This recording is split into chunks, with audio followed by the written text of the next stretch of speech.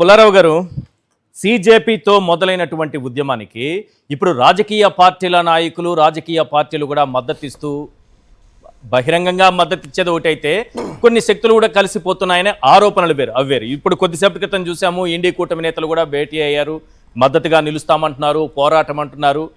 ఏం జరుగుతోంది? మొత్తం ఈ ఉద్యమాన్ని హైజాక్ చేయబోతున్నారా, లేకపోతే రాజకీయ పార్టీలు కలిస్తేనే కరెక్ట్ రిజల్ట్ వస్తుంది అనుకుంటున్నారా? ఒకటి మనం దీంట్లో ఒక చిన్న ఐరనే ఉన్నది. నరేంద్ర మోడీ గారు హయాంలో ఈ హైవేస్ బాగా డెవలప్ చేశారు కదా. అవును.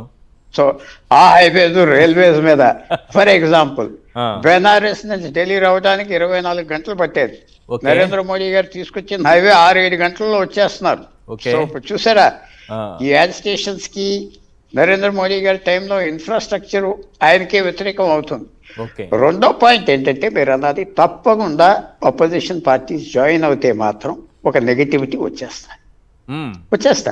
ఎలక్షన్ రేపు మాపు కాదు కదా, ఇంకా 3-4 సంవత్సరాలు. జనతా పార్టీ ఎంతవరకు నడపగలదు? దానికి ఆర్గనైజేషన్ లేదు కదా, అది ఏం నడపగలుగుతుంది? రాజకీయ పార్టీలు వస్తే ప్రెజర్ పెరుగుతుంది, పార్లమెంట్ లో వాయిస్ పెరుగుతుంది.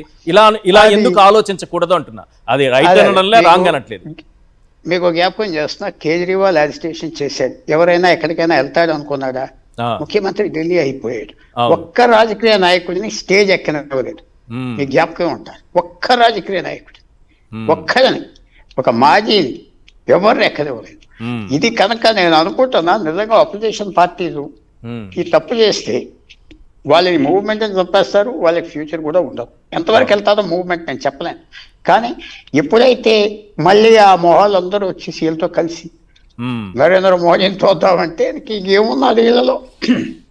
ఈ అజిటేషన్లో ఏమున్నది? ఈ ప్యూరిటీ పోతుంది, ఈ ఆర్గానిక్ ప్యూరిటీ పోతుంది.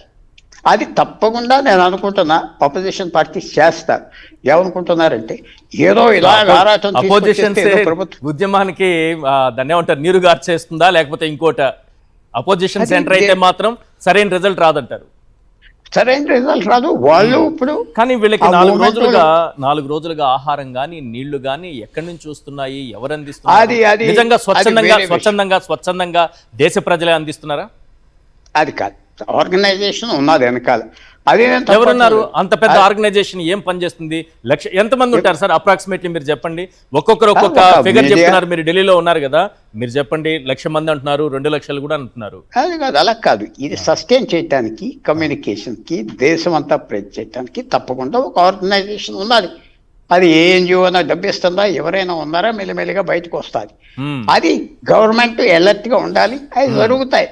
అది జరిగిన ఇవి లోపం ఎక్కడున్నదంటే, శ్రీనివాస్ గారు అంత చెప్పారు, విన్నాను. అతను తీసి పారేస్తే ప్రధానమంత్రి, ఎందుకంటే ధర్మేంద్ర ప్రధాన్ అంటే ఇది కొద్దిగా ఇష్టం, ఏదో పార్టీలో బాగా పనిచేసేదని. కానీ is not a good minister. మీకు ఒకటే చెప్తున్నానండి, ప్రధానమంత్రి గారు అవనే, ముఖ్యమంత్రి గారు అవనే, మంత్రి మంచోడు ఉపయోగం లేకపోతే తీసేయాలి వెంటనే. అదేదో వచ్చేస్తుంది, చెడ్డ వచ్చేస్తుంది అనుకోవటం తప్పు. తీసేసి కొన్ని రాత్రి పెట్టేస్తాయి, అయిపోయింది, ఒక ప్రాబ్లం పోతుంది.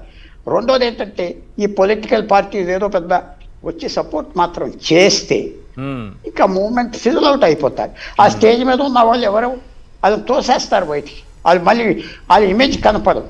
వాళ్ళకి ఎవరు కనపడతారు? ఉద్ధవ్ ఠాక్రే లేకపోతే రాహుల్ గాంధీ, వీళ్ళు కనపడతారు. వాళ్ళు పక్కన ఉండాలి, పక్కన ఉండలేకపోతున్నారు. ఎందుకంటే ఆరాటం పడిపోతున్నారు. ఇదేదో వచ్చేస్తుంది, మనం తప్పుకుంటాం, మనం సపోర్ట్ చేయలేమని. పేషెంట్గా ఉండాలి. ఆ పేషెన్స్ చూపెడతలేదు అది. అందువల్ల మనకి ఈవేళ రేపు ఎల్లుండి తెలిసేది ఏంటంటే, వీళ్ళ మూవ్మెంట్ వస్తుంది, వీళ్ళు జాయిన్ అవ్వారంటే మాత్రం బీజేపీ తట్టుకోగలదు. నరేంద్ర మోడీ పర్సనల్గా అన్పాపులర్గా లేదు దేశంలో. తప్పులు చేస్తున్నాడు, తప్పులు లేవు, ధరలు పెరుగుతున్నాయి, పనులు ఎక్కువ ఉన్నాయి అని నేనే చెప్తున్నా. కానీ అన్పాపులర్ కాదు అతని మీద.